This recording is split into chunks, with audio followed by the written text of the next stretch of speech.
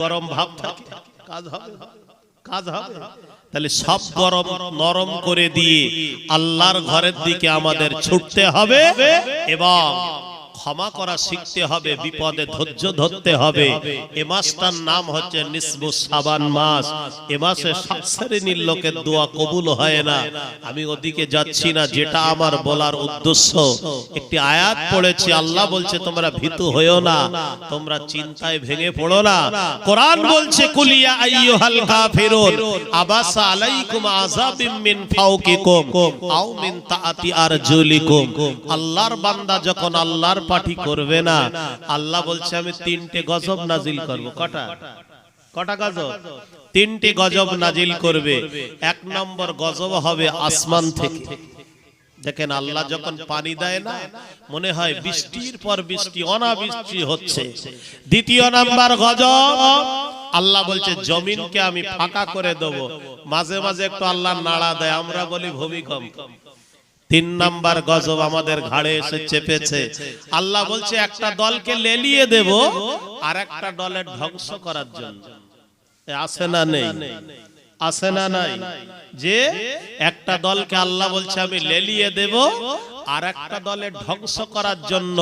এ ভারতবর্ষের জমিনে আমাদের ঘাড়ে যারা চেপে বসেছে, সুখে শান্তিতে মুসলমান বসবাস করছিল, হঠাৎ বলছে ওদের কাগজপত্র ঠিক আছে কিনা দেখতে হবে, তাই একটু এসআইআর করছে। আমাদের একটু চিন্তা মাথার উপরে ঢুকিয়ে দিয়ে যার কাগজপত্র ঠিক তারও ভুল, যার ভুল তারও ভুল। এটা কি একটা জুলুমবাজি মাথার উপরে চলে এসেছে। আপনাদের বলি, বিধর্মের হাত থেকে একমাত্র যিনি বাঁচিয়ে নিতে পারেন তিনি কে? এসআইআর হাত থেকে যিনি বাঁচিয়ে নিতে পারে তিনি কে? আল্লাহ না? এজন্য আমাদের বেশি বেশি মহান আল্লাহ পাক রব্বুল আলামিনের ইবাদত বান্দিগি করতে হবে। ও সোনার মানিকেরা, ও জানেরা, যুবকেরা, মুরব্বিয়ানেরা, ঠান্ডা মাথায় শুনে রেখে দেন, এটা হলো নিসবু শাবান। যে চাঁদের দোয়া, যে চাঁদের ইবাদত, যে চাঁদের কোরআন তেলাওয়াত আমার আল্লাহর দরবারে কবুল হয়ে যায়। এজন্য মহান আল্লাহ পাক, আল্লাহ পাকের নবী সাহাবারা দেখতে পাওয়া যায়। আল্লাহ পাকের নবী সাহাবারা এ শাবানের চাঁদ মাথার উপরে হাজির যখন হয়, এই মাসটা যখন পড়ে যায়, আল্লাহ নবী সাহাবারা কোরআনের দিকে তারা মাথাটা নিচু করে দেয়, ঘাড়টা ঝুঁকিয়ে দেয়। এত কোরআন তেলাওয়াত করে, এত কোরআন তেলাওয়াত করে।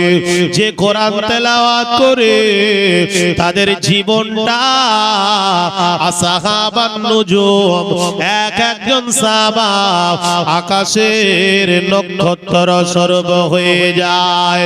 ও সোনার মানিকেরা, ও জানেরা, যুবকেরা, মুরব্বিয়ানেরা, আমার আপনার নবী, আমার আপনার হাবিব, দিন দুনিয়ার বাদশাহ হাবিবুল্লাহ মুহাম্মাদুর রাসূলুল্লাহ সাল্লাল্লাহু আলাইহি ওয়াসাল্লাম,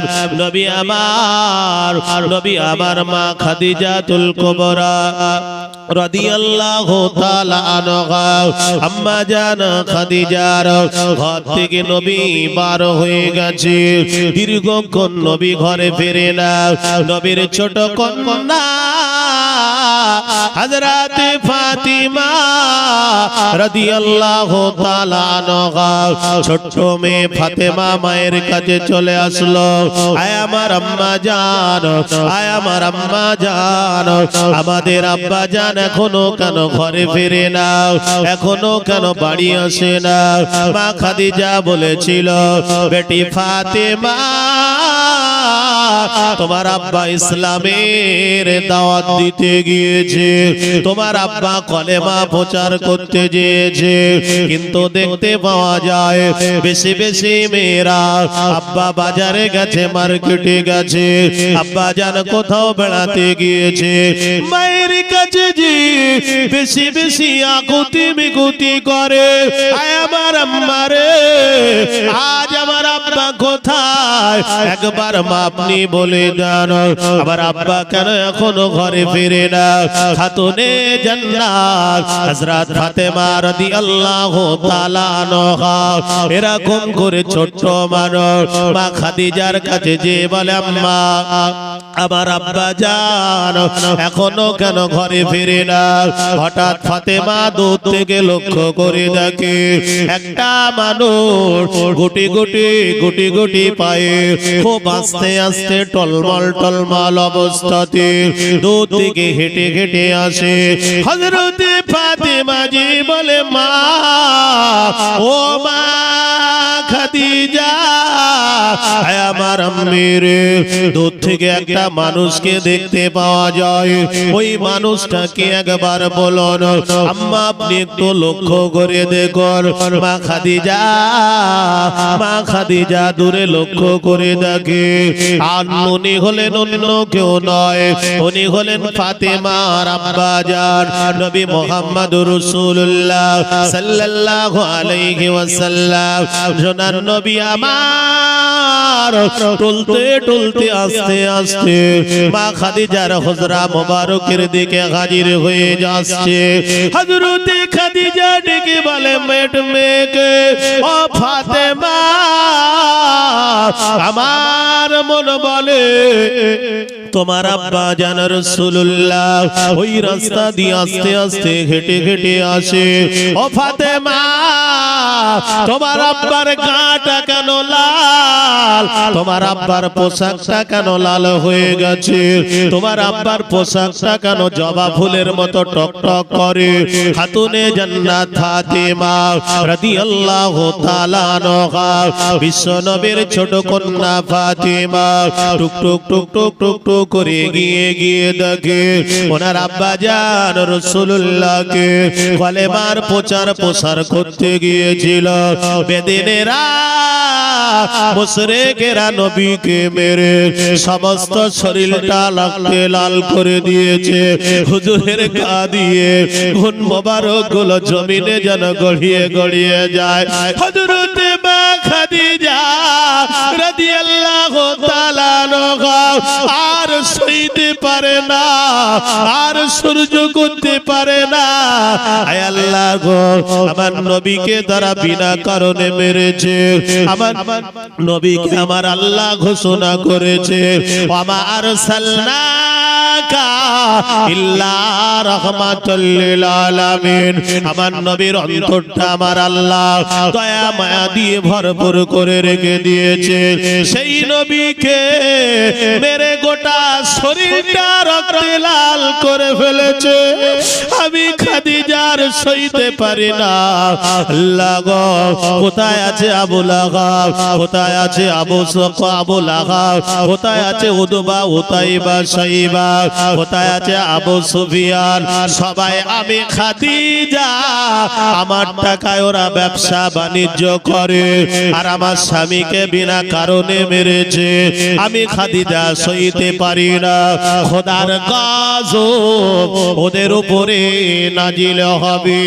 দয়ার নবী বলে, খাদিজা রে, ও খাদিজা, তুমি ওদের প্রতি বদদুয়া করো না, ওদের প্রতি বদদুয়া করো না খাদিজা। তোমার দোয়া আল্লাহর দরবারে কবুল হতে হয়ে যাবে।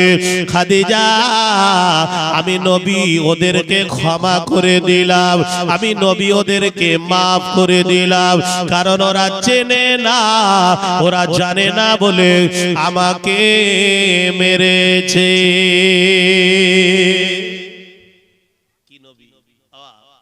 আমাদের যদি দুটো কথা কেউ বলেছে, বলে কাঠিয়াটে যাস কোন, আমার এরিয়ায় গেলি তারপর তো দেখে নেব। হযরত ফাতেমা কাঁদতে কাঁদতে কাঁদতে কাঁদতে তিনি কাঁদতে কাঁদতে বলছে, আল্লাহ, আমার আব্বা জানকে যারা মেরেছে, আল্লাহ তুমি তাদের ধ্বংস করে দাও। নবী কাঁদতে কাঁদতে বললেন, ফাতেমা, বদদুয়া করো না, আল্লাহর দরবারে কবুল হয়ে যাবে। বদদুয়া করো না, ওরা চেনে না তাই মেরেছে। ফাতেমা, আমার গায়ের এই বিন্দু বিন্দু দাগ যে মেরেছে, রক্ত বার হয়েছে, চামড়া ছিঁড়ে গেছে, একদিন ঠিক হবে, কিন্তু তার দাগ লুকাবে না। এই দাগ দেখিয়ে কিয়ামতের দিন আমি নবী আমার গুনাহগার উম্মতদের সুপারিশ করব। একবার জোরে বলি, একবার মহব্বতে হলো না? নবীজি ক্ষমা করেছে, আর আমরা ক্ষমার চোখে মানুষকে দেখতে পারি না। আল্লাহ বলছে, যে বান্দা কেউ যদি কাউকে ক্ষমা করে দেয়, আমি আল্লাহ তাকে ক্ষমা করে দেয়। একবার জোরে বলে। আমরা মানুষ মাটি দেই না, দেই না? বলি না, মিনাহা খলাকনাকুম, এই মাটি থেকে তোমাকে কি হয়েছে? তৈরি করা হয়েছে, সৃষ্টি করা হয়েছে। আফিয়া নুইদুকুম আমিনাহা নুখরিজুকুম তারাতান উখরা। এর ব্যাখ্যা কিন্তু বিশ্লেষণ আছে। মনে করুন হাফেজ সাহেবের সাথে আমার গন্ডগোল হয়েছে। আমি রাস্তাতে যেতে যেতে এই তো আমাদের ফতুল্লাপুর পূর্ব পাড়ায় এই কাল রাত্রে তার জানাজা হলো। 18 বছর বয়স, স্কুল বাড়ি রঘুনাথপুরের ওখানে গেল, পাথরের গাড়িতে সে পাথর পড়ে বাচ্চাটা মারা গেল, ইন্তেকাল করেছে। ও কি জানতো যে ওর মরণ হবে? কিন্তু আল্লাহ পাকের খাতায় লেখা আছে ওর মরণ হবে। বলার উদ্দেশ্য হলো এরকম ঝক্কি ঝামেলা কারোর সাথে হয়েছে, আল্লাহ বলছে বান্দা যদি ক্ষমা না করে, আমি আল্লাহ তাকে ক্ষমা করতে পারি না। সে তো মরে গেছে, আমার ক্ষমা করবে কি করে? আল্লাহ বলছে 3 মুঠো মাটি দেওয়ার কারণে আমি আল্লাহ উহাইকে ক্ষমা করে দিলাম। মহব্বতে হলো। ও সোনার মানিকেরা, ও জনেরা, যুবকেরা, মুরব্বিয়ানেরা, না না না না না, রাসূলের আদর্শ তো হতে হবে। মহান আল্লাহ কোরআন শরীফে বলেছে, ওয়ালাউ কুনতা ফাওজান গালিদান কল লান ফাদ্দু মিন হাওলি। এ মুহাম্মদ, আমি আল্লাহ তোমার অন্তরটা শক্ত করি না। তোমার অন্তরটা যদি কঠোর বানাতাম, তোমার অন্তরে যদি কোনো দয়া মায়া আমি আল্লাহ না দিতাম, মানুষেরা দলে দলে দলে দলে তোমার কাছে যেত। তারা ঈমানের কলেমা না পড়ে তোমার চেহারা দেখে মুখ ফিরিয়ে চলে যেত। কিন্তু আমি আল্লাহ লান ফাদ্দু মিন হাওলি ওয়ালাউ কুনতা ফাওজান গালিদান কল্লান ফাদ্দু মিন হাওলি। হে মুহাম্মদ, তোমার অন্তরটা আমি আল্লাহ দয়া মায়া দিয়ে ভরপুর করেছি। এজন্য মানুষেরা তোমার শুধু দেখে, তোমার আদর্শ দেখে, তোমার মুখের দুটো ভাষা শোনে, তারা দেখে ঈমানের কলেমা পড়ে সব মুসলমান হয়ে যায়। মহব্বতে হলো। ও সোনার মানিকেরা, ইসলামের দ্বিতীয় যুদ্ধ, যে যুদ্ধটার নাম হলো ওহদের যুদ্ধ। না না না না না, আল্লাহর নবী ওহদের ময়দানে এত কান্না নবী কেঁদেছিল। আল্লাহর নবী অন্য কোন যুদ্ধে হুজুর এত কান্না কাঁদেন না, কারণ আল্লাহর নবীর নিজের চাচা হযরতে আমিরে হামজা রাদিয়াল্লাহু তাআলা আনহু, আল্লাহর নবীর চাচা যান, ওহদের ময়দানে হুজুরকে শহীদ করে দেওয়া হয়েছিল। হুজুরের আঙুল কেটেছিল, হুজুরের চোখগুলো উপড়ে নিয়েছিল, হুজুরের নাক কেটেছিল, হুজুরের জিহ্বা কান কেটে দিয়েছিল, হুজুরের গুপ্ত অঙ্গটাও কেটে টুকরো টুকরো করে দিয়েছিল। হযরতে আমিরে হামজা সিনা মোবারকটা ফেড়ে, সিনা মোবারকটা ফেড়ে কলিজাটা বার করে চিবিয়েছিল। আল্লাহর নবী হযরতে আমিরে হামজা হুজুরের দেহ মোবারক খানা দেখে আল্লাহর নবী এত কান্না কেঁদেছিল, এত চোখের পানি ফেলেছিল, এত রোখাজানি করেছিল, গোটা ওহদের ময়দানটা যেন নিস্তব্ধ হয়ে যায়। হুজুরের কান্নায় যেন কেঁদে সব পাগল হয়ে যায়। দেখতে পাওয়া গেল ইসলাম এমন একটা জিনিস। আল্লাহ নবী আমিরে হামজার দৃশ্য দেখে কলিজা আর সইতে পারে না, চোখের পানি ঝরঝর করে জমিনে গড়িয়ে যায়। কিন্তু আমিরে হামজা কি দাফন কাফন হয়ে যাবার বহু পরে জানার নেতৃত্বে হয়েছিল। ওই ব্যক্তিটার নাম হলো হিন্দা। পরে অনেক পরে হিন্দা ইমানের কলেমা পড়ে মুসলমান হয়েছিল, নবীর দরবারে হাজির হয়েছিল। আল্লাহ নবী তো বলতে পারত, হিন্দা তুমি আমার সামনে আসবে না, আমার আল্লাহ তোমায় ক্ষমা করবে না, কারণ তুমি আমার চাচা আমিরে হামজার বড় কষ্ট দিয়েছো। তানার চোখ কান নাক গুপ্ত অঙ্গ কলিজা নিয়ে হিন্দা তুমি গলার হার বানিয়েছিলে। না না না না না, আল্লাহ নবী হিন্দাকেও ক্ষমা করে দিয়েছিল। তবে নবী বলেছিল, ও হিন্দা ইমানের কলেমা পড়ে মুসলমান হয়েছ, তুমি বেশি আমার সামনে আসবে না। তুমি যখন আমার সামনে আসবে আমার চাচার কথা মনে পড়ে যাবে, আমি আর সইতে পারবো না। ও সোনার মানিকেরা, এইটা হলো ও সোনার মানিকেরা, আল্লাহ নবী যদি ক্ষমা করতে পারে আমরা কেন ক্ষমা করতে পারি না? আল্লাহ নবী যদি ক্ষমা করে দিতে পারে আমরা উম্মতি মুহাম্মাদি কেন ক্ষমা করতে পারি না? না না না না না, ও সোনার মানিকেরা, নিসবুত সাবানে বেশি বেশি নামাজ পড়তে হবে, বেশি বেশি দান খয়রাত করতে হবে, বেশি বেশি আল্লাহর ইবাদত করতে হবে।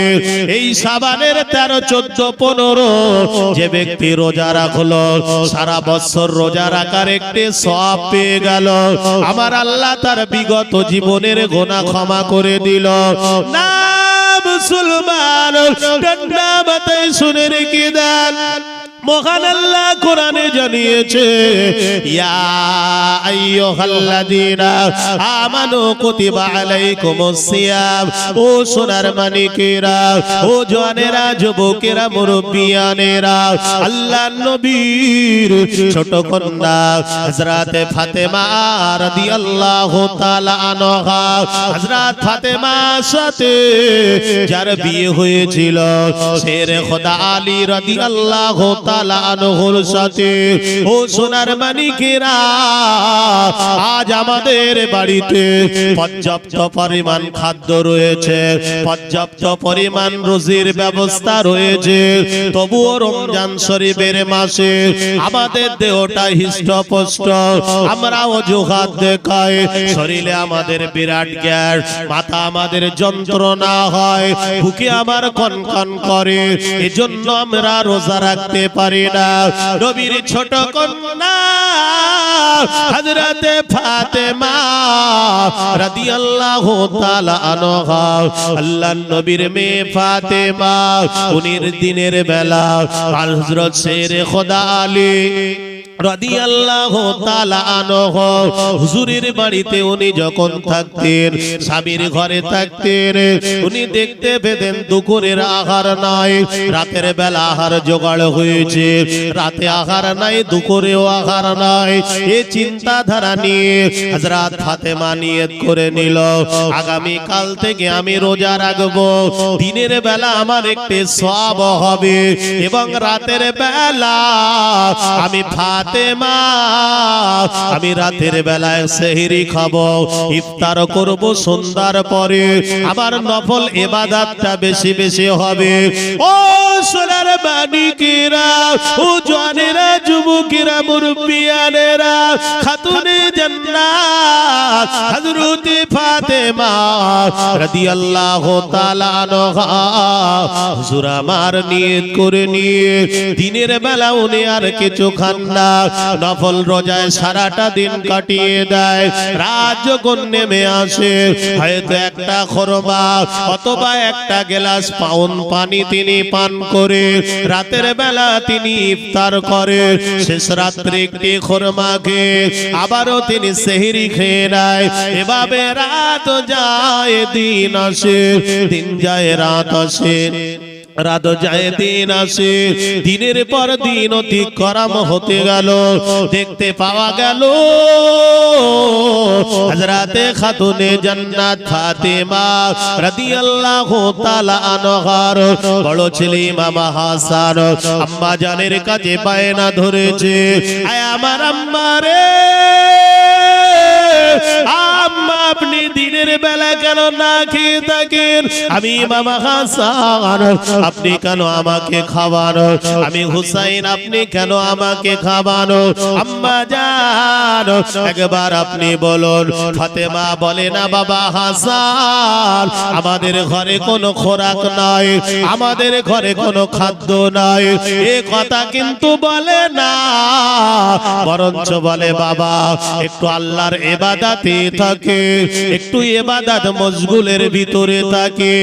ও সোনার মানিকেরা, খাতুনে জান্নাত ফাতিমা রাদিয়াল্লাহু তাআলা আনহা ইমাম হাসান ধরেছে, আম্মি রে, আয় আমার আম্মা জান, আমি হাসান আগামী কাল থেকে রোজা রাখবো, আম্মি আপনি আমাকে ডাকবেন, আমি সেহরি খেয়ে নেব, সেহরি খেয়ে আগামী কাল আমি রোজার নিয়ত করতে চাই। ও সোনার মানিকেরা, ও বাজিতপুরের বাইরা বাপজিরা, অন্যদিকে সাইয়েদুল ইমাম হুসাইন রাদিয়াল্লাহু তাআলা আনহু হুজুর আমার কিছুক্ষণ পরে মায়ের কাছে চলে আসলো। আম্মা জান, বড় ভাইজান কি বলছিল? বলে তোমার বড় ভাইজান আগামী কাল থেকে রোজার নিয়ত করে নিয়েছে। ইমাম হুসাইন এসে বলে, মা আমার বড় ভাই যদি রোজা থাকতে পারে, আমি কেন ইমাম হুসাইন কেন পারবো না? আমার আম্মি রে, আগামী কাল রাতের বেলা, রাতের শেষ অংশে তুমি আমাদের দুই ভাইকে ডাকবে, আমরা দুনো ভাই তোমার সাথে দিনের বেলা রোজা রাখতে চাই। কি নিয়ত করেছে? যেমন মা তেমন সন্তান, তেমন সাজ, যেটাই বলে। আজকে আমাদের মারা সব কম বেশি দিনে মানে গ্যাস হয়, ওই জন্য থাকতে পারে না। সন্তানেরা যেই 30-40 বয়স হচ্ছে বলছে, হুজুর আমার সোনার মানিক না, আমার আর ডাকে না, আসে না, আমি সাইডে যেতে চাই না। যে খাতুনে জান্নাত ফাতেমা আদর্শ শেখালে, বললেন না একবারও বাবা তোমার আব্বাজান তেমন কিছু ঘরে আনতে পারিনি, এজন্য ঘরে নেই, না খেয়ে থাকবো, থেকে রোজা রাখি। বললেন না, বললেন দিনের বেলা যদি আমি নফল রোজার নিয়ত করেলে আমার রোজাটাও রাখা হবে, আল্লাহ সওয়াবটাও দেবে। একবার জোরে বলে মহব্বতে হলো না? দুরূদ শরীফ আল্লাহুম্মা সাল্লি আলা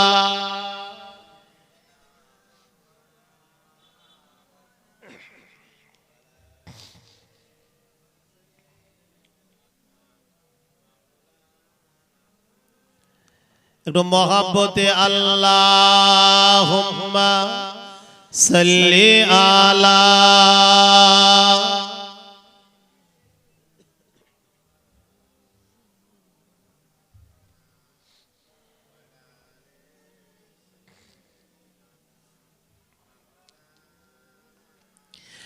মদিনার ধোলা বালে সুরমা বানাবো, মদিনার ধোলা বালে সুরমা বানাবো, সেই সুরমা চোখে দিয়ে রসুল দেখিব, সেই সুরমা চোখে দিয়ে রসুল দেখিব। মদিনার ধোলা বালে সুরমা বানাবো, সেই সুরমা চোখে দিয়ে রসুল দেখিব, সেই সুরমা চোখে দিয়ে রসুল দেখিব। আরাফানা লাকা যিকরা কোরআনে বলছে আল্লাহ পাক, আরাফানা লাকা যিকরা কোরআনে বলছে আল্লাহ পাক। নবীজির সূরজ মাকাম সবাই দেখো গো, মদিনার ধোলা বালে সুরমা বানাবো, সেই সুরমা চোখে দিয়ে রসুল দেখিব। যে পেয়েছে নবীর দিদার দোজখ হারাম হয়েছে তার। একবার জোরে বল, একবার মহব্বতে হলো না। নবীজি বলছে মান জাবি কবরাইনে কানা রাইনে ওয়াজাবাত লাহু সাফাতাই, যে আমার রওজা মোবারকে আসলো এবং যে সালাম জানালো, কানা রাইনে ওয়াজাবাত লাহু সাফাতাই, কিয়ামতের দিন ওই ব্যক্তির সুপারিশ আমার জন্য অজীব হয়ে গেল। একবার জোরে বলে। তাই কবি বলছে আমি না। যে পেয়েছে নবীর দিদার দোজখ হারাম হয়েছে তার, আশায় আশায় দিন কাটিল কবে যাব মদিনা, আশায় আশায় দিন ফোরালো কবে যাব মদিনা। মদিনার ধোলা বালে সুরমা বানাবো, সেই সুরমা চোখে দিয়ে রসুল দেখিব, সেই সুরমা চোখে দিয়ে রসুল দেখিব। আশিকেরা সব মদিনায় গেল, নূর নবীজির দিদার পেল। একবার জোরে বলে, একবার মহব্বতে হলো না। আশিকেরা সব মদিনায় গেল, নূর নবীজির দিদার পেল। আশায় আশায় দিন ফোরালো কবে যাব মদিনা, আশায় আশায় দিন কাটিল কবে যাব মদিনা। মদিনার ধোলা বালে সুরমা বানাবো, সেই সুরমা চোখে দিয়ে রসুল দেখিব, সেই সুরমা চোখে দিয়ে রসুল দেখিব। আল্লাহুম্মা সাল্লি আলা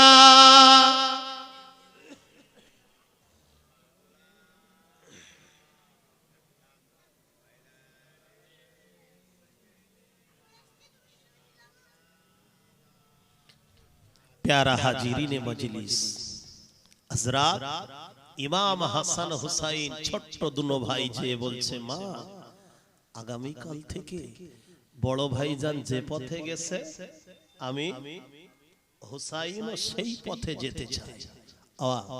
আজকে যদি আমরা, আজকে শুক্রবার গেছে, কি বার গেছে?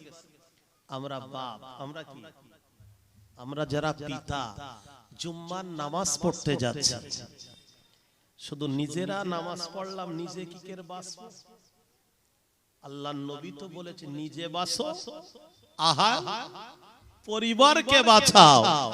আর যদি আমার বলতাম সোনার মানিকটাকে 8 বছর 12 বছর 14 বছর 16 বছরের কচিটাকে, বাবা আমি শুক্রবারে নামাজ পড়তে যাচ্ছি, আমার সাথে তুমি চলো, একদিন দুদিন 5 দিন 7 দিনের দিন ওই ছেলে কিন্তু বাপের সাথে সব নামাজ ঘরে যাবে, ঠিক না? আমি বাপ যদি নিজে সারা দিন না পড়ি, সন্তান যাবে? সন্তান যাবে? যে এজন্য আদর্শই আদর্শিত হবে, নিজেকে নামাজ পড়তে হবে এবং আহলে বরকতের নামাজ পড়া আদেই দিতে হবে।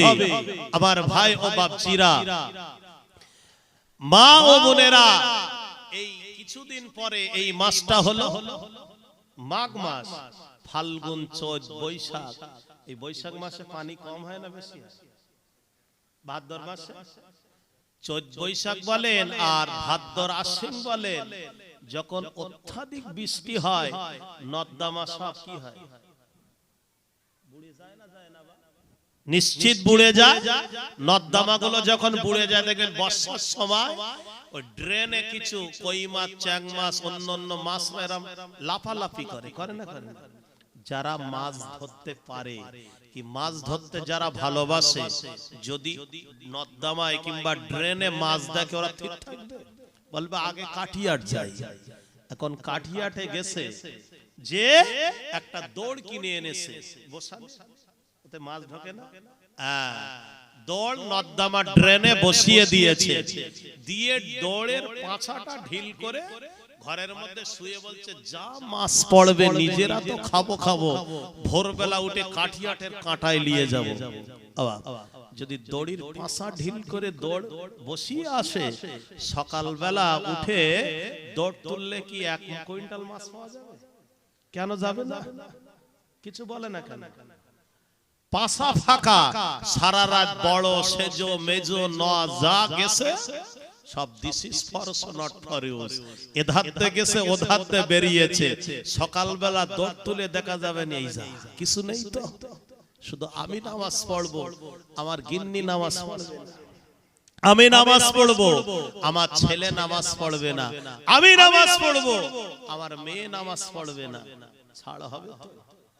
আকিমুস সালাত, বান্দা নামাজ কায়েম করো, নামাজ প্রতিষ্ঠিত করো। আজকে সেই নামাজ থেকে যদি অনিয়া হয়, আমাদের বাঁচার উপায় একমাত্র আছে, তিনি হলেন আল্লাহ। আর আল্লাহর বান্দা যখন জমিনে সেজদা দেবে, আল্লাহ তখন কি হবে? খুশি হয়ে যাবে। আমার সোনার চান ভাইরা, এজন্য দৌড়ের পাশা দৌড় যদি সকালে তুলে বলেন এই যা, আমি নিজে আল্লাহ আল্লাহ করলে হবে না। আহলে বরকত আমার কচিটা নামাজ পড়ছে কিনা, আমার সোনার মানিক নামাজ পড়ছে কিনা, আমার বিবি নামাজের ভিতরে আছে কিনা, সমস্ত দিক XY যেটা আমার দেখভাল করার দায়িত্ব আমার। আমি একা খেটে যদি 5 জনের খেতে দিতে পারি, অবশ্যই আমার কথা আমি তাদের বলবো, তারা হয় মানলে তাদের ভালো হবে, অ্যাবাউট করলে আল্লাহর কাছে সাজা পাবে। আমার দায়িত্ব সেটা আমার পালন করে যেতে হবে। ও সোনার বাণীকেরা, আব্বা জান ভাইরা, মায়েরা, বোনেরা, ঠান্ডা মাথায় শুনে রেখে দেন, হযরত ইমাম হাসান, ইমাম হুসাইন রাদিয়াল্লাহু তাআলা আনহু দুনো ভাই আম্মা জান ফাতেমাকে ধরে বললেন, আয় আমার আম্মা রে, আগামী কাল দিনের বেলা আপনি যেমন খান না, আপনি নফল ইবাদতে থাকেন, আপনি নফল নামাজের ভিতরে পাড়ি দেন। আমি ইমাম হাসান, আমি ইমাম হুসাইন রাদিয়াল্লাহু তাআলা আনহু, আমরা দু ভাই আগামী কাল আমরা রোজা রাখবো। আমরা দুনো ভাই আগামী কাল রোজার নিয়ত করলাম। খাতুনে জান্নাত হযরতে ফাতিমা রাদিয়াল্লাহু তাআলা আনহা রাত যত গভীর হয়ে গেল, তাহাজ্জুদের সময় নেমে আসলো। সারা পৃথিবীর জমিনে 3টে জায়গায় তাহাজ্জুদের আযান হয়। 1 নাম্বার হলো কাবা শরীফ, 2 নম্বরে হলো নববী শরীফ মদিনা শরীফ, 3 নাম্বার হলো জেরুজালেমের বাইতুল মুকাদ্দাস। এই 3টে স্তরে তাহাজ্জুদ আযান হয়। ও সোনার মানিকেরা, তাহাজ্জুদের নামাজের রক্ত শেষ হবার একটু আগে সেহরির রক্ত চলে আসে। ওই সেহরির সময় হযরতে ইমাম হাসান, ইমাম হুসাইনের মাতা ধরে খাতুনে জান্নাত ফাতেমা চলে গেল। বাবা হাসান, বাবা হুসাইন দুই ভাই চলে এসো। আমরা তোমার আম্মা জান, এখনই তোমরা যদি রোজা রাখো, রোজা নিয়ে যদি করে থাকো, এসো বাবা সেহরি খেয়ে নাও। দেখতে পাওয়া যায় আমাদের কোচিরা 27 রোজা রাখবে, আমাদের কোচিরা প্রথম রোজা রাখবে। আমরা যারা অভিভাবক হয়েছে, সোনার মানিকদের জন্য ভালো সেহরির ব্যবস্থা করে, ভালো খাওয়া দাওয়ার ব্যবস্থা হয়। আর ইমাম হাসান, ইমাম হুসাইনকে খাতুনে জান্নাত ফাতিমা রাদিয়াল্লাহু তাআলা আনহা ডেকে বলল, বাবা হাসান এসো বাবা এসো, তোমাদের সেহরি আমি তোমার আম্মা জান করিয়ে দে। ও সোনার মানিকেরা, ইমাম হাসান হুসাইন রাদিয়াল্লাহু তাআলা আনহু দুই ভাইকে ডেকেছিল। না না, ওনাদের আব্বা জান যার নাম হলো শেরে খোদা আলী রাদিয়াল্লাহু তাআলা আনহু ফাতেমার কাছে এসে বলেছিল, লিমাদা তাবকিয়া ফাতেমা, ও নবীর কন্যা ফাতেমা, আমি আলিশান নামাজ হয়ে গেছে, ঘরেতে কি কোনো খাদ্য রয়েছে, ঘরেতে কি কোনো খোরাক রয়েছে, ঘরের ভিতরে কি কোনো আহার রয়েছে?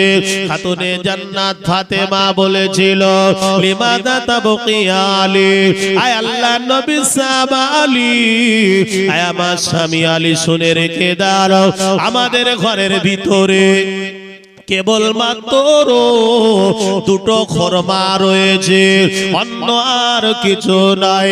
হযরত আলী বলে, ফাতেমা প্রচন্ড ভুকা লেগেছে, ভুকার যন্ত্রণার সইতে পারি না, একটুখানি কিছু দাও না, একটু ভুকার যন্ত্রণাটা নিবারণ করে কিছু খাদ্যকে কলিজাটা ঠান্ডা করে নে। হযরত ফাতেমা চোখ ভরা পানি, বুক ভরা ব্যথা নিয়ে বলেছিল, আয় আমার প্রাণের স্বামী, আপনি আমাকে ক্ষমা করুন, আপনি আমাকে মাফ করে দেন, আমাদের ঘরের ভিতরে দুটো খরমা ছাড়া অন্য দয়ার কিছু নাই, এই খরমাটা আপনি খাবেন না, বরঞ্চ আপনি এক গ্লাস পানি খান। আমি ফাতেমা আজ রাতের বেলা এক গ্লাস পানি আমি খেয়ে আমার কলিজাটা ঠান্ডা করে নেব, আমার কলিজাটা আমি শীতল করে নেব, আমার কলিজাটা আমি ঠান্ডা করে নেব। আয় আমার স্বামী রে, আপনি আপনি আর চাইবেন না, কারণ হলো আমার সোনার মানিক, আপনার নয়নের মানিক, আপনার জানের জান, আপনার কলিজার টুকরা হযরত ইমাম হাসান ইমাম হুসাইন রোজা নিয়ত করেছে, ও আমার প্রাণের স্বামী, আগামী কাল সেহরির যখন সময় হবে, ইমাম হাসান হুসাইনকে একটি করে খরমা খাইয়ে দেব। হযরত ইমাম হাসান ইমাম হুসাইনকে ফাতেমা ডাকলো, আয় বাবা হাসান, সাথে সাথে উঠে পড়ল, আলহামদুলিল্লাহিল্লাযী আহইয়ানা বা'দা মা আমাতানা ওয়া ইলাইহিন নুশুর বলে উঠে পড়ল। তারা বাইরে চলে গেল, উজু বানিয়ে এসে মায়ের কাছে বসে গেল। আম্মা জান ফাতেমা নিজের হাতে একটি খরমা হাসানকে দিল, অপর খরমা খেজুরটা ইমাম হুসাইনকে দিয়ে দিল। দুনো ভাই দুটো খরমা খেজুরকে এক গ্লাস করে পানিকে দুই ভাই সেহরি খেয়ে শুয়ে পড়ল। ফজরের রাতে নামাজ আদায় করল। হযরত ফাতেমা নবী নন্দনী, নবীর কন্যা ফাতেমা প্রাণের স্বামীকে ডেকে বললেন, স্বামী রে, আমি আব্বার বাড়ি থেকে এসেছিলাম, আপনার কাছে আমি কোনোদিন কিছু দাবি করি না, আপনার কাছে আমি কোনোদিন কিছু চাই না। আয় আমার স্বামী রে, আজ আমার আমার হাসান রোজা, আজ আমার হুসাইন রোজা আছে। আয় আমার স্বামী রে, ইমাম হাসান হুসাইনকে ইফতারের ব্যবস্থা আপনি করবেন। হযরতে শের খোদা আলী রাদিয়াল্লাহু তাআলা আনহু হুজুর আমার মসজিদ নববী শরীফে ফজরের আযান দিয়ে দিয়েছে। হযরতে বেলাল হুজুর মদিনার নববীতে চলে গেল, নবীর পিছনে নামাজখানা আদায় করে, আল্লাহর নবীর পিছনে নামাজটা পড়ে হযরতে শের খোদা আলী ঘরের ভিতরে প্রবেশ করলো। কিছুক্ষণের জন্য মজুরি দিতে চলে গেল, সারাটা দিন ঘোরাঘুরি করলো। মহান আল্লাহর কে পরীক্ষা দেখুন, হযরতে আলীর কেউ কাজ নিল না, কোন কাজের ব্যবস্থা হলো না। শের খোদা আলী রাদিয়াল্লাহু তাআলা আনহু জোহরের নামাজটা আদায় করে খাতুনে জান্নাতের দরজার সামনে হাজির, আস্তে করে সালাম দিলেন। উনি বললেন ওয়ালাইকুমুস সালাম। আয় আমার স্বামী রে, আজ হাসানের জন্য, আজ হুসাইনের জন্য আপনি কি কোনো ব্যবস্থা করেছেন? আপনি কি কিছু নিয়ে এসেছেন? হযরতে শের খোদা আলী বলেছিল, ফাতেমা, কেউ আমার কাজে নেয় না, কোন জায়গায় কাজ আজ মিলল না, আমি তো কোনো ব্যবস্থা করতে পারলাম না। ফাতেমা যায় নামাজের পাটিটা বিছিয়ে নামাজ পড়ে মাবুদের দরবারে হাত তুললেন। রব্বুল আলামিন আল্লাহ, আজ আমার ইমাম হাসান রোজায়, আজ হুসাইন রোজা রয়েছে, আমি মা তাদের কেমন করে ইফতারের ব্যবস্থা করব? জোহরের নামাজ আদায় হয়ে গেল, ইমাম হাসান হুসাইনের কাজে চলে গেল। মা যে দেখি আমার হাসান আমার হুসাইন দোনো ভাই শুয়ে রয়েছে, পেট আর পিঠ একত্রিত হয়ে গেছে। খাতুনে জান্নাত লক্ষ্য করে দেখে ইমাম হাসানকে দেখে চোখের পানি ধরে রাখতে পারে না, হুসাইনকে দেখে চোখের পানি ধরে রাখতে পারে না। স্বামীর কাছে চলে গেল, লিমাযা তাবকি আলী, আয় আমার স্বামী রে, ও নবী সাহাবালী, ও আল্লাহর নবী সাহাবা আলী, আপনি চলে যান মদিনার কোন সাহাবাদের কাছ থেকে, কোন মানুষের কাছ থেকে কিছু পয়সা আপনি ধার করে নিয়ে আসুন, কিছু পয়সা আপনি নিয়ে আসুন, যে পয়সার বিনিময় মদিনার বাজার থেকে কিছু ইফতারের ব্যবস্থা আপনি করবেন। আসরের নামাজ হয়ে গেল, আসরের নামাজের পরে শের খোদা আলী ঘরের ভিতরে প্রবেশ করলো। ফাতেমার ডেকে বলে, ফাতেমা, কেউ আমাকে কোনো পয়সা দেয় না, কেউ আমাকে কোনো অর্থ দিল না, খালি হাতে সবাই আমাকে ফিরিয়ে দিয়েছে। ও ফাতেমা রে, আমি আলী এত অপদার্থ হয়ে গেছে, আজকে আমায় কাজে নিল না, আজ কেউ আমার দুটো পয়সাও হাওলাত দিল না, কেমন করি আমার হাসান, কেমন করে আমার হুসাইনকে আমি ইফতারের ব্যবস্থা করব? ও ফাতেমা, ও নবী নন্দনে ফাতেমা রে, ঘরের ভিতরটা একটু তালাশ করো, ঘরের ভিতরটা একটু খোঁজাখুঁজি করো। সমস্ত ঘরের ঘরটা তন্ন তন্ন করে দেখে আটটা আটার বস্তা পাওয়া গেছে। ওই বস্তাগুলো খাতুনে জান্নাত হযরত ফাতেমা নিজে হাতে বস্তাগুলো ঝেড়ে ঝেড়ে যা আটা বার হয়েছে তার তুলনায় জবের ভুসিটা বেশি বার হয়েছে। হযরত ফাতেমা ফুজুলি মতো ছোট ছোট দুটো রুটি বানালো, একটা হাসানকে দেবে আর একটা হুসাইনের জন্য বানিয়েছে। ফাতেমা বিকাল হয়ে গেল। হযরতে ফাতেমা ইমাম হাসানকে বললেন, বাবা মেশকটা হাতে নিয়ে বাবা চলে যাও, মেশক করে ওজো হয়ে ইফতারের জন্য তৈরি হয়ে যাও। ও বাবা হুসাইন, ইফতারের জন্য তৈরি হয়ে যাও। আমি না তোমাদের আম্মা জান, আমি না তোমাদের আম্মা জান, আমার আল্লাহ ইফতারের ব্যবস্থা করে দিয়েছে। ইমাম হাসান হুসাইন চলে যাও। ও সোনার মানিকেরা, ও বাজিতপুরের ভাইরা, ও বাপজিরা, ঠান্ডা মাথায় শুনুন। আল্লাহ পাকের নবীর সাহাবা, আল্লাহ পাকের নবীর নওয়াসা হযরত ইমাম হাসান, ইমাম হুসাইন রাদিয়াল্লাহু তাআলা আনহু দুই ভাই তারা ইফতারের জন্য তৈরি হয়ে গেল। হঠাৎ ঘরের দরজার সামনে তারা ঘরের ভিতরে বসে পড়লেন।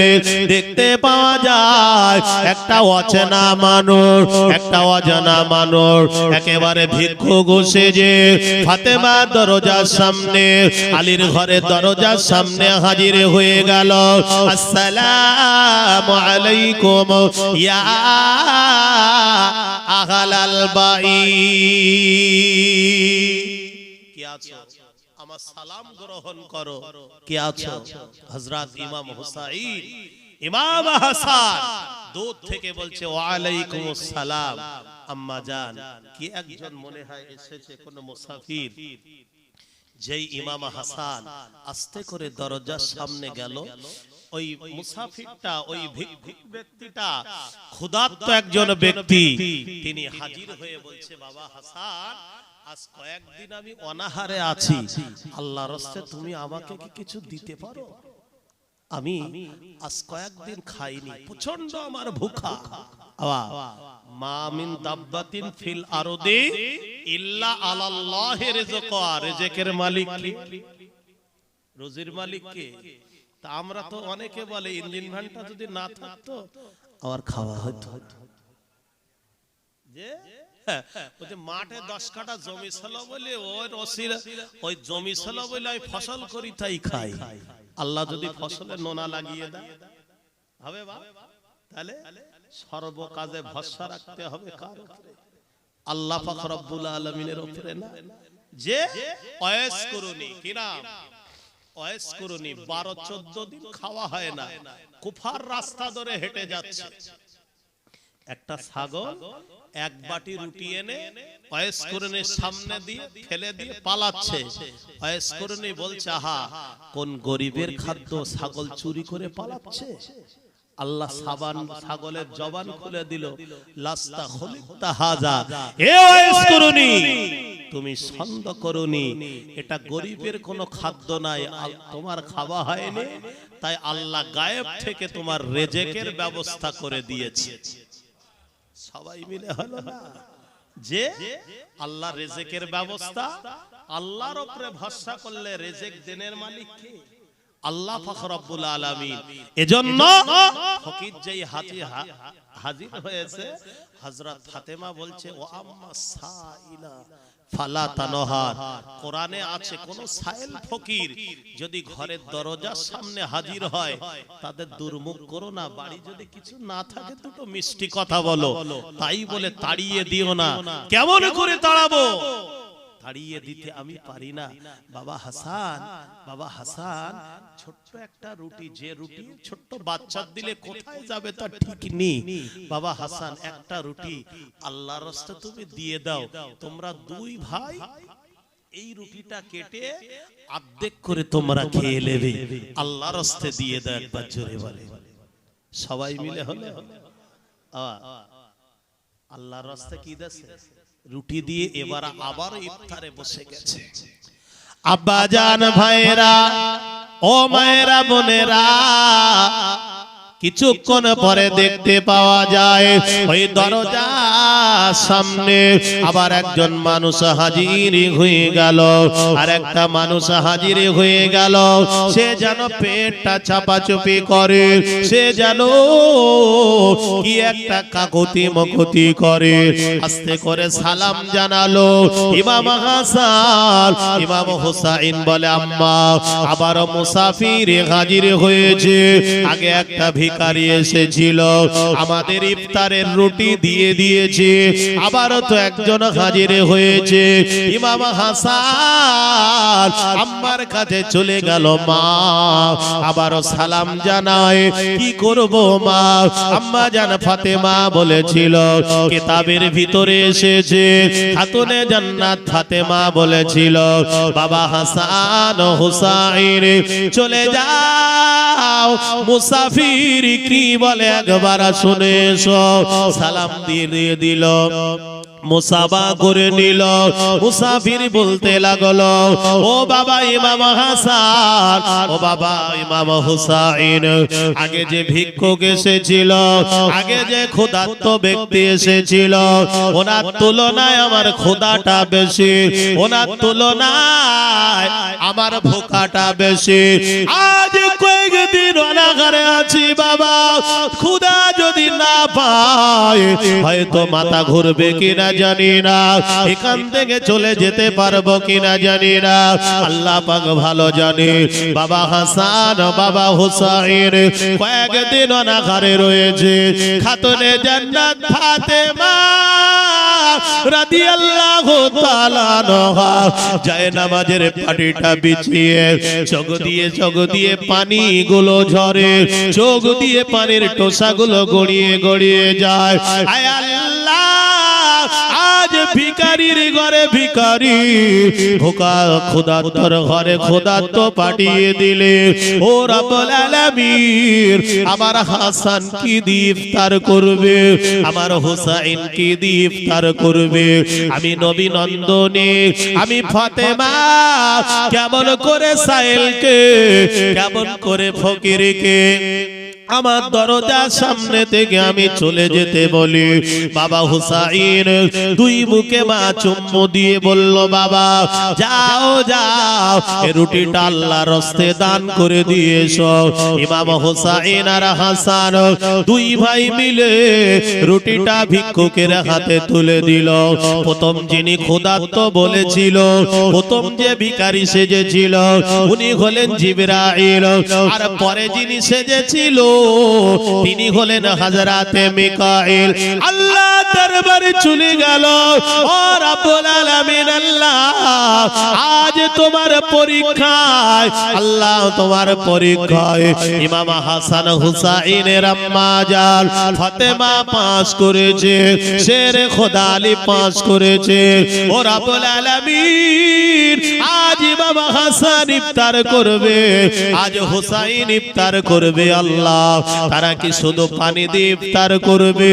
এটা আমি জিবরাইল সইতে পারি না, এটা আমি মিকাইল সইতে পারি না। ও রব্বুল আলামিন আল্লাহ, ও রব্বুল আলামিন আল্লাহ, তুমি একটা কিছু ব্যবস্থা করে দাও। ঠিক ইফতারের পূর্ব মুহূর্তে জান্নাতের খানচায় করে জান্নাতি খাদ্য ইমাম হাসান হুসাইনের সামনে পৌঁছে গেল। আর একটু জোরে বলা গেল, নারাই তাকবীর, নারাই তাকবীর। আমার সোনাচ্চান ভাইয়েরা, আমার জওয়ানেরা, যুবকেরা, মুরব্বিয়ানেরা পরীক্ষায় পাস করেছে না ফেল করেছে? আর আমরা 20টা টাকা আছে, কাঠিয়া টেকে বইতে দাঁড়া, একটা লটারি কেটে দেখি, যদি একবার চাকা ঘোরে, যদি একবার চাকা ঘুরে যায়, সবাই আমার বাবু বলে ডাকবে। কি বলে? সবাই বাবু বলে ডাকবে। আরে আল্লাহ তোর দেবে তো। অসৎ পয়সা কামাই করে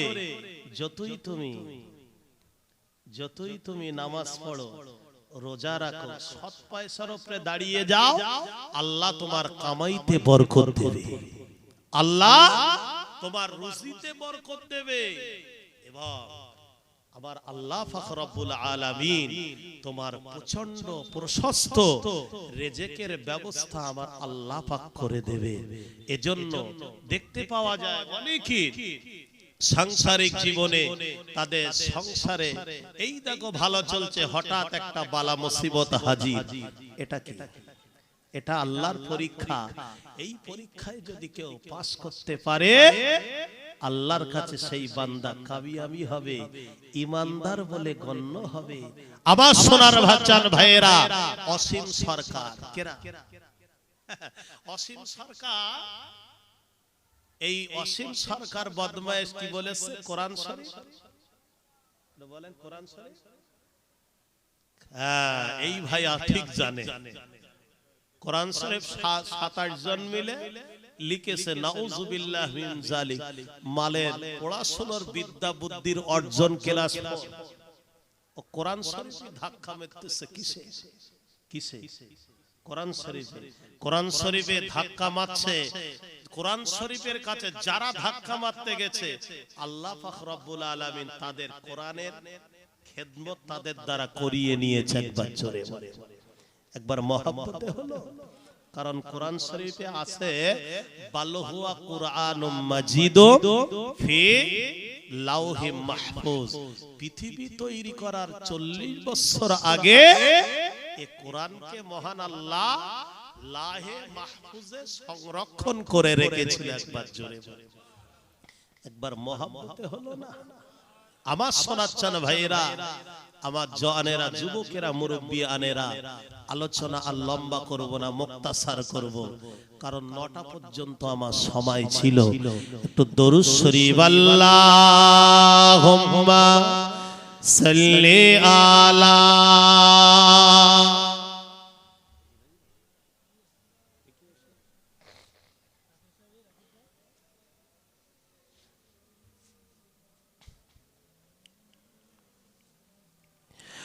ওগো মা আমিনা, তোমায় কোড়ে ঘরে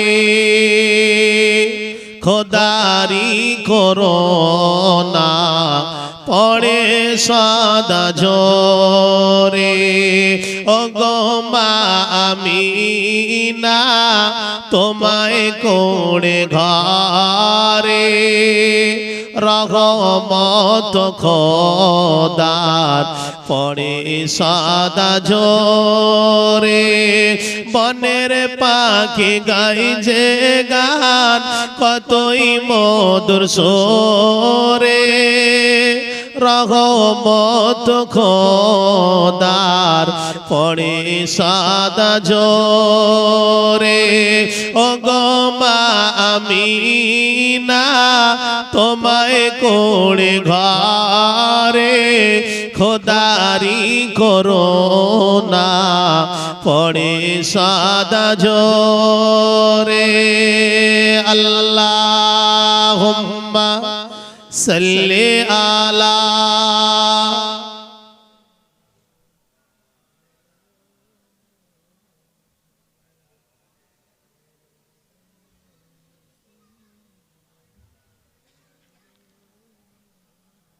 আমার শোনাচ্ছেন ভাইরা, যেটা বলছিলাম, অসীম সরকার এই কোরআন শরীফের উপরে ধাক্কা মেরেছে। আচ্ছা, আমাদের যে সিলসিলার মতদর্শের মানুষ আমরা, এই সিলসিলার যিনি প্রতিষ্ঠিত করেছিল, যার নাম হচ্ছে মুজাদ্দিদ জামান দাদা হুজুর পীর কেবলা, ঠিক বলছেন না? এই অসীম সরকার যাদের ঘন্টা পিট হয়, কি পিট হয়? আমি কিন্তু দুর্নাম করতে আসিনি, ঘন্টা পিট হয়। মন্দিরে যে বাংলাদেশে দাদা হুজুর ওয়াজ করতে গেছে, দিনের বেলা একটু বিশ্রাম, রাতের বেলা মাহফিল। রাতের বেলা কি মাহফিল? এখন এক মন্দিরের পাশে হুজুরের যে বাড়ি গেছে, সেই বাড়িতে দাদা হুজুরকে বসতে দিয়েছে, পাশে একটা মন্দির। এমনও গ্রাম আছে মসজিদের পাশে মন্দির আছে, এমনও গ্রাম আছে হিন্দু মুসলিম আমরা মিলিত ভাবে থাকি। ওরা আমাদের উপরে হিংসা করে না, আমরাও কিন্তু ওদের উপরে করি, হিংসা করি না, আমরা মিলেমিশে থাকতে চাই। কিন্তু কিছু বদমায়ের সাথে সুরসুরি দে, কাটি দে, কি করে ফেসাদ বাদিয়ে ঝামেলা পাকানো যায়। দাদা হুজুর গেলেন, যে বাড়িওয়ালাকে ডেকে বলছে, বাবু একটু বলো না ঘন্টাটা একটু আস্তে বেরোতে। তবে তো হুজুর ওরা শুনবে না, আপনি হয়তো এখন মানা করবেন, কাল সকালবেলা আপনি অস করে চলে যাবেন, ওরা আমার ধরে মারবে, ওরা ঝামেলা পাকাবে। অসীম সরকারের মতন মান, হয়তো ওরা ঝামেলা পাকাবে। হুজুর আমি কিছু বলতে পারবো না।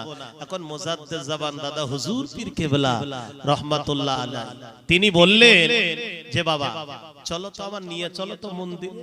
দাদা হুজুর গেলেন, পুরোহিতকে ডেকে বলল বাবা তোমার সামনে ফল মূল খেজুর এটা সেটা মিষ্টি মিঠাই বহু কিছু আছে বাবা, তা এগুলো কি করো?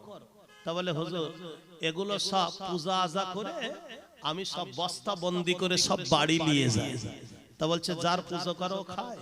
বলছে না ও খায় না। তাহলে কি মন্ত্র পাঠ করো?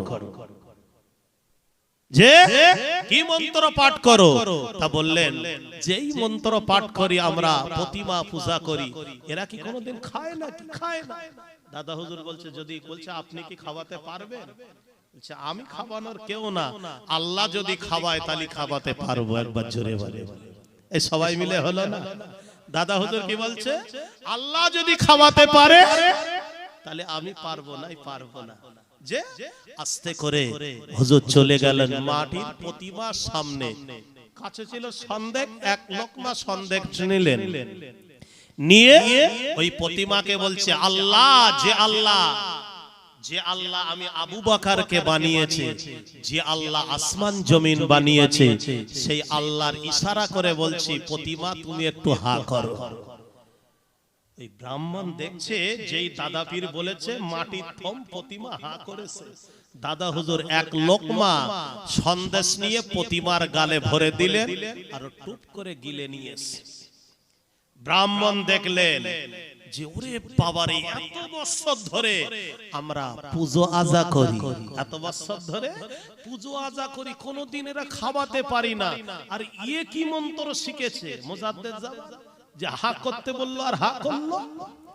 ও সোনার মানিকেরা, ও জানেরা, যুবকেরা, মুরব্বিয়ানেরা, দেখতে পাওয়া যায়, লক্ষ্য করে দেখতে পাওয়া যায় ওই ব্রাহ্মণ বলেছিল বাবা আবু বকর, বাবা মুজাদ্দেদ জাবান, ও বাবা আবু বকর তুমি যে মন্ত্র শিখলে, তোমার যে মন্ত্র দ্বারাতে এই মাটির প্রতিমা যদি হা করে সন্দেশ খেতে পারে, আমি ওই মন্ত্র শিখতে চাই। একবার জোরে বলে, এটা তাকবীর দেন, নারায়ে তাকবীর। সবাই মিলে হলো না নারায়ে তাকবীর, নারায়ে তাকবীর। আলাহাজ হযরত মাওলানা আব্দুর রাকিব সাহেব, আলাহাদ হযরত মাওলানা আব্দুর রাকিব সাহেব, বন্ধুগণ মাওলানা আব্দুর রাকিব সাহেব, নারায়ে তাকবীর। আমার সোনার চান ভাইরা, আমি এই স্টেজে ছিলাম, এই রকম একটা ডেটে আমি মক্কা মদিনায় উমরায় চলে গিয়েছিলাম ভাইকে রেখে। জি আজকে আমার বন্ধুগণ মাওলানা এসেছে। আমি যেটা বলছিলাম আর লম্বা করব না। জি এখন মুজাদ্দেদ জাবান দাদা হুজুর পীর কেবলা ওই ব্রাহ্মণকে বললেন বাবা, ব্রাহ্মণ বলছে হুজুর আমি একটু ওই মন্ত্র শিখতে চাই। আমরা তো সারা জীবন ঘন্টা পিটিয়েছি, কিন্তু মাটির প্রতিমার কোনোদিন খাওয়াতে পারি না, আর আপনি মাটির প্রতিমার খাবিয়ে দিয়েছেন, আমি আর ঘন্টা পিটাবো না। দাদা হুজুর বললেন বাবা এই মন্ত্র শিখতে গেলে এক নম্বরে তোমার অর্থের ঘাটতি হবে, 2 নম্বর সংসার চলে যাবে, জমি যাওয়া সব চলে যাবে। বললেন হুজুর আমি সব কুরবানি করতে রাজি আছি, তবে আমি ওই মন্ত্র শিখতে চাই। দাদা পীর বললেন বাবা প্রতাপ চন্দ্র সেন পড়ে নাও লা ইলাহা ইল্লাল্লাহ মুহাম্মাদুর রাসূল। মোহাব্বতে হলো না, ও সোনার মানিকেরা, ও জানেরা, যুবকেরা, মুরব্বিয়ানেরা, আমার দাদা হুজুর পীরে কেবলার হাতে আব্দুল মোমেন, যিনি বাকুলের জমিনে ঘুমিয়ে রয়েছে, প্রতাপ চন্দ্র সেন হুজুর কেবলা 7-7টা বছর হুজুরের সাথে এসে জঙ্গলের ভিতরে আল্লাহর ইবাদত মশগুল করতেন, আল্লাহর ইবাদত করতেন। আমার আল্লাহ আব্দুল মোমেনের মুখের বল, মুখের বাক্য তিনি শুনলেন। আজ আমরা যে কবরের ধারে দাঁড়িয়ে কোন কবরে সালাম জানাই, আসসালামু আলাইকুম ইয়া আহলাল কবর, কোন কবরে সালাম জানাই আশরাফুল আম্বিয়া ওয়াস শুহাদা ওয়াস সালিহিন, নবী পাকের দরবারে যে সালাম জানাই, আসসালাতু ওয়াসসালামু আলাইকা ইয়া রাসূলুল্লাহ হাবিবাল্লাহ। এই হিন্দুর ছেলে আব্দুল মোমেন প্রতাপ চন্দ্র সেন এত বড় আল্লাহওয়ালা হয়েছিল। আমার দাদা হুজুরের সোহবাতে ইনি কবরের দ্বারে যে সালাম দিত, আর কবরবাসীর সাথে তার সালামের জবাব তিনি 6 কানে শুনতে পেতেন। আমরা যেমন শুনতে পাই না, আল্লাহ তার অন্তরের চোখ এত খোলা খুলে দিয়েছিল, তার চোখটা এত পরিষ্কার করেছিল, হুজুর 6 কানে সালামের জবাব না কানে শোনা পর্যন্ত আব্দুল মোমেন প্রতাপ চন্দ্র সেন কবর ছেড়ে দিত না। ও সোনার মানিকেরা, মুক্তাসার করি বাবা, এই অসীমি সরকার আজকে কোরআনের বেইজ্জতি করতে চেয়েছে। না না না না, রাশিয়ার সাথে আফগানের যুদ্ধ হয়েছিল, আফগানের সৈন্যরা রাশিয়ার কাছে সবে হেরেছে।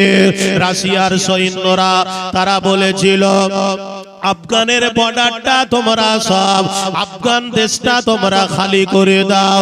যেমন আমাদের বিজেপি সরকার বলতে চেয়েছে মুসলমান আর রাখবো না, এ দেশ থেকে মুসলমান ফাঁকা করতে চায়।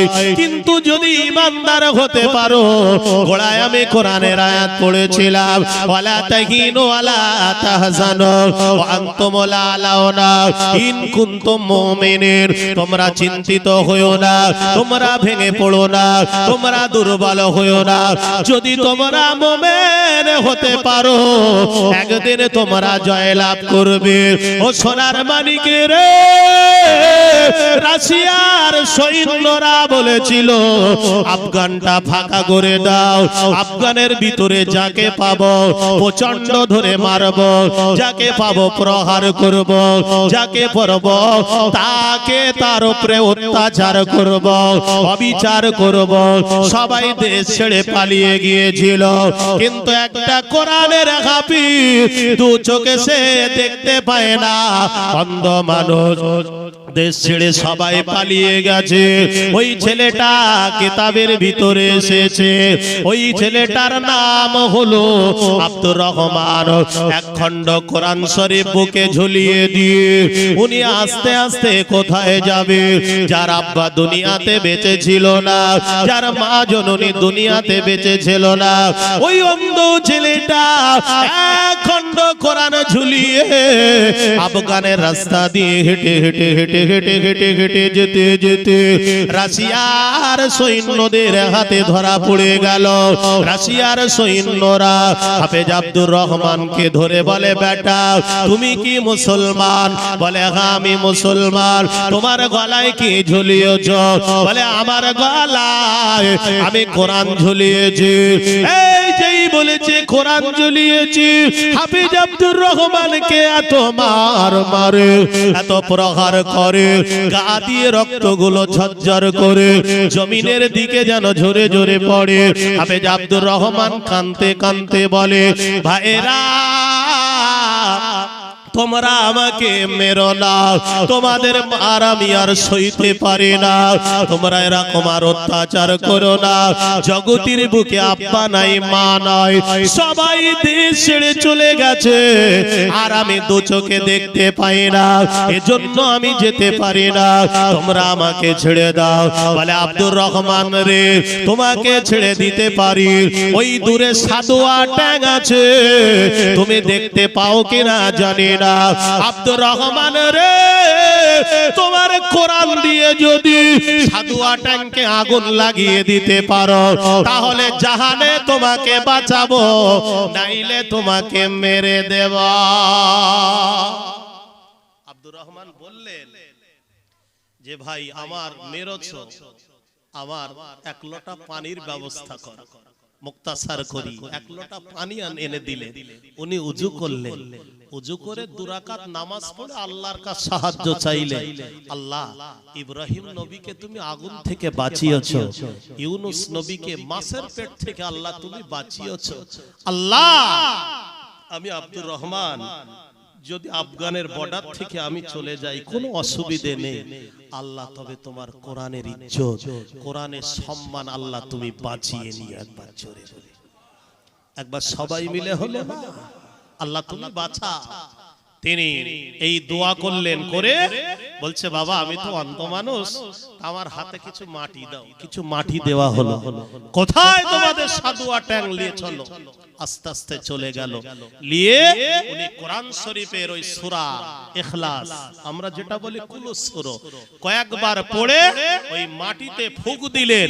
ফুঁক দিয়ে সাদোয়া ট্যাংকের দিকে ফিরে বিসমিল্লাহ আল্লাহু আকবার বলে উনি অন্ধ মানুষ তো ছুঁড়ে মারলেন, শুধু ওনার ছোড়াটা আমার আল্লাহ সাথে সাথে সাদোয়া ট্যাংকে আগুন লাগিয়ে দিলেন। একবার জোরে বলি, একবার জোরে বলি, মুক্তাসার করলাম। আপনারা আমার জন্য দোয়া করবেন, আমি আপনাদের জন্য দোয়া করি। আখিরি দাওয়ানা আনিল হামদুলিল্লাহি রাব্বিল আলামিন। আমার ভাইজান অত্যন্ত সুন্দর আলাপ আলোচনা করে, আপনারা ধীর স্থির ভাবে শ্রবণ